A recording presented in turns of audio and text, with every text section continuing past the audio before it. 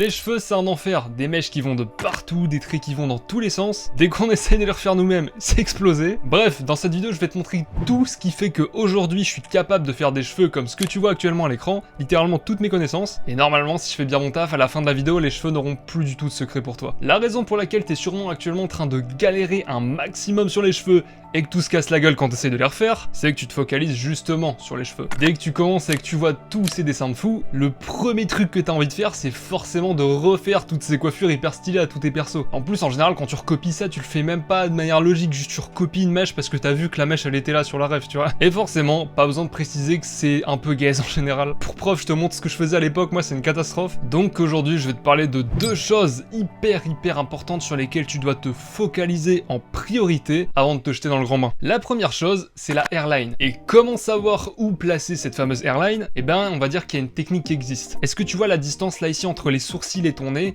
Et ben, ce que tu peux faire, c'est prendre cette distance et la reporter au-dessus de tes sourcils. Je vais dire qu'elle sera à peu près là parce qu'en fait, ça peut être un peu en dessous, un petit peu au-dessus, ça dépend un peu des individus. Mais dans l'ensemble, en moyenne, ça reste à peu près là, quoi. Mais bon, je te dis ça pour que t'évites d'avoir des giga calvities là sur tes persos ou juste des cheveux trop courts, quoi, ici. Mais c'est pas tout, parce que juste après ça, la hairline, elle va redescendre comme ça jusqu'aux oreilles. Et bien, pour ça, il faut que tu te focalises sur les plans du visage. Dès que tu arrives sur ces deux plans du visage là sur les côtés, c'est là qu'elle va commencer à descendre. À partir de là, et bah tu peux la tracer avec cette forme ou même cette forme. Et toutes ces formes, c'est parce qu'encore une fois, ça varie beaucoup selon les gens. Il y a encore plein de formes que je t'ai pas citées, mais voilà. Et maintenant que tu vas avoir ta hairline, il nous manque une information très cruciale, c'est les insertions ou les implantations. Je t'avoue que je sais pas trop comment ça s'appelle ce truc là. Bon, les insertions ou implantations, c'est ce qui va concrètement séparer ta chevelure en deux parties. Et il en existe plusieurs, donc tu vas avoir celle avec le trait là comme ça qui va passer au milieu, t'auras celle avec cette fois-ci le trait sur le côté, gauche comme droite, t'auras même celle en zigzag un peu, enfin bref, il y en a énormément qui existent. Et pourquoi je te parle de ça maintenant, c'est parce qu'il y a une raison, c'est que c'est littéralement un des trucs les plus importants, la fondation la plus importante pour passer à l'étape d'après, à savoir les rubans. Les cheveux, c'est un bordel sans nom. Comment tu veux comprendre des rêves qui sont comme ça, ou même encore pire comme ça? On est d'accord que ça a littéralement aucun sens, et fort heureusement, il existe une technique pour un petit peu réordonner tout ça, c'est la technique des rubans. Parce que oui, sache un truc, si tu sais dessiner des rubans dans toutes les positions différentes, dans toutes les torsions différentes, avec tous les angles différents, ce qui en soi en vrai est pas si compliqué, eh bien, tu sais dessiner des cheveux. Et si tu me crois pas sur ça, bah t'as juste à faire une petite pointe à chaque bout de ton ruban, et voilà, bravo, t'as une mèche de cheveux. Donc surtout, ne néglige absolument pas cette étape, entraîne-toi à faire de rubans dans toutes les positions qui existent, tous les angles qui existent, vraiment fais-moi confiance. Et maintenant, on va pouvoir enfin passer au puzzle, donc un peu à l'assemblage de tout ce que je t'ai dit depuis le début, parce que forcément, si je t'ai dit de faire des rubans, tu te doutes que c'est pas pour rien. C'est parce que tu vas pouvoir implanter tous les rubans sur la ligne d'insertion de cheveux, le tout en ne dépassant pas de la hairline, tout simplement. Tu vois, c'est pour ça que j'ai mis toutes ces étapes dans cet ordre précis, c'était pas pour rien. Et si tu veux, je vais te donner une manière de t'entraîner à faire toutes ces coiffures, parce que tu dois sûrement te dire quelle coiffure je fais, quelle mèche je fais, dans quelle direction, quelle structure et tout, c'est un bordel aussi ça. Donc pour comprendre tout ça, si tu veux, tu peux taper hairstyle sur Pinterest, ou tu peux juste tout simplement en fait aller voir des photos de mode, de mannequins, de trucs comme ça. En général, ils ont des coiffures assez stylées. Et une fois que tu as toutes ces refs, ce que tu peux faire en fait, c'est juste tracer la structure que je t'ai présentée depuis le début au-dessus de tout ça. Je vais te montrer un petit peu à quoi ça ressemble au cas où t'aurais pas forcément capté ce que je demande. Et d'ailleurs, t'as même pas besoin de faire les portraits. Tu peux le faire si tu veux t'entraîner et que t'es chaud, mais en vrai, tu peux juste faire des ronds avec la structure vite fait, on s'en fout. Mais évidemment, c'est pas encore fini. Putain de merde. Mais c'est pas encore fini, je dirais même qu'en fait on est qu'à à peine 50% du processus pour faire des cheveux stylés à tous tes persos. Là on va dire qu'on a la base, la logique principale, mais maintenant on va s'attaquer à la dynamique. Et qu'est-ce que c'est que la dynamique? Eh bien je vais te faire défiler des images à l'écran actuellement qui respectent parfaitement ce point-là. Et c'est la raison d'ailleurs pour laquelle toutes ces images sont aussi stylées d'ailleurs. Pour l'exemple, je vais te prendre Vi, un personnage de Arcane, qui pour le coup respecte parfaitement cette règle-là. Et la raison pour laquelle sa coiffure marche aussi bien, c'est justement parce que toutes ces mèches sont tous de la même forme. Tu vois, toutes ces mèches, elles sont très sharp, très pointues comme ça. Alors évidemment, t'as des mèches plus petites, des mèches plus grandes, des mèches qui sont de forme un tout petit peu différentes, mais quoi qu'il arrive, il y a la même dynamique absolument sur toute la coiffure. Et honnêtement, si tu vas avoir des dessins cohérents, on appelle ça un peu le shape language aux États-Unis. Putain, oh putain, l'anglais. Et comment choisir du coup les shapes que tu vas utiliser, le sens que tu vas leur donner, la direction, etc. Eh bien, pour répondre à cette question, cette fois-ci, je vais prendre un deuxième personnage d'Arcane, Caitlyn. Et Vi et Caitlyn sont deux persos qui représentent parfaitement en gros cette règle-là, ce contraste-là. Caitlyn, c'est un perso assez chill, assez gentil, tu vois, assez good vibes. Raison pour laquelle du coup elle a des cheveux qui sont assez ondulés, assez smooth, très fluides comme ça. Et à l'inverse, tu vas avoir le perso de Vi qui est un perso assez vénère, assez turbulent, tu vois, assez violent, très rebelle. Et c'est pour cette raison que du coup les créateurs lui ont fait des mèches très sharp comme ça, très pointues. Des mèches qui font un petit peu penser à des lames, tu vois. On dirait pas comme ça, hein, mais cette règle elle impacte énormément tous tes persos, vraiment. Et il existe une autre règle extrêmement importante qui est reliée à ça, c'est que tu ne peux pas mélanger le smooth et le fluide. Tu peux pas avoir un perso avec des shapes hyper sharp comme ça, très pointus, et dans la même coiffure avoir des shapes hyper smooth, très fluides. Ça marche pas du tout, les deux vont pas du tout ensemble. Une règle en chara design, c'est que si tu utilises les deux en même temps, ce qui va se passer, c'est juste que ça va créer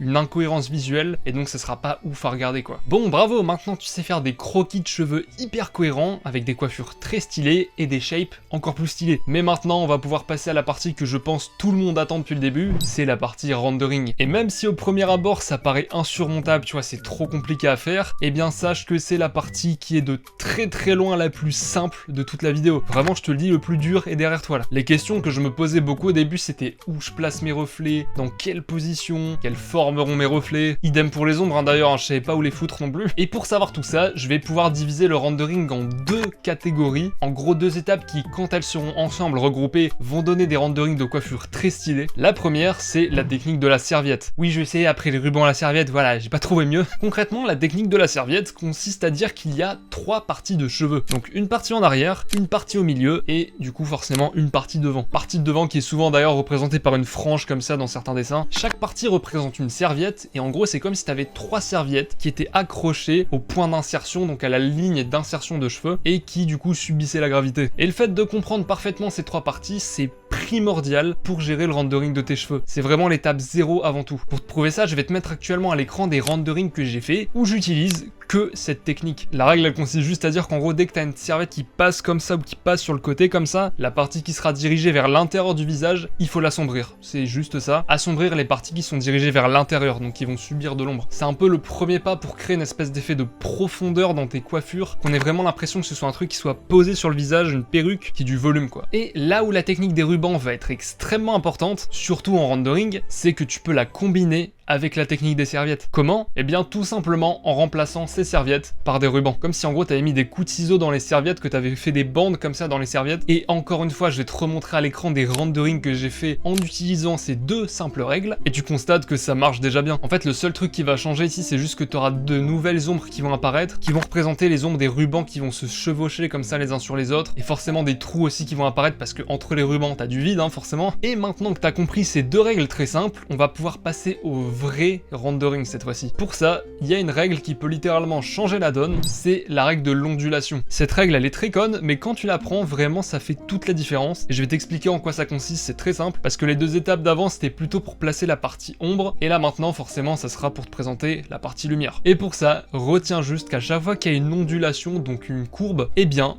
t'as un reflet, c'est tout. Pour reprendre l'exemple du ruban tout à l'heure, à chaque fois que ton ruban a une courbe, donc une bosse comme ça, eh bien la bosse, le haut de la bosse va subir un reflet. Et c'est ça qui fait que sur tes cheveux, ou plus précisément même sur des franges de manière générale, c'est là où ça se voit le plus, on a une espèce d'auréole comme ça qui fait le tour ici là. C'est peut-être pas clair, mais regarde les images que je te mets actuellement, ça respecte parfaitement ça. Ces reflets, c'est juste parce que c'est courbé, et une courbe égale un reflet. C'est tout ce que tu dois retenir. Et pour les cheveux bouclés, où là forcément, t'as plein de petites boucles de merde un peu partout, c'est un gros bordel, eh bien c'est exactement la même chose, y a pas à stresser, c'est juste que forcément ça sera à plus petite échelle. Et c'est d'ailleurs exactement la même chose pour les cheveux qui sont semi-ondulés, etc. Et d'ailleurs une règle très importante que j'ai oublié de dire aussi, qui est reliée à ce truc là, c'est que plus tes cheveux vont être foncés, plus tes reflets vont être clairs et visibles. Vraiment c'est assez important ça. Il faut pas que parce que t'aies des cheveux qui soient noirs pétants, t'aies des reflets qui soient très légers, etc. Non, faut au contraire les faire péter plus. Et ensuite, l'étape un petit peu finale à cette grosse partie rendering, c'est de rajouter des détails. Donc des mèches un peu plus fines à certains endroits, des petits détails pour un petit peu complexifier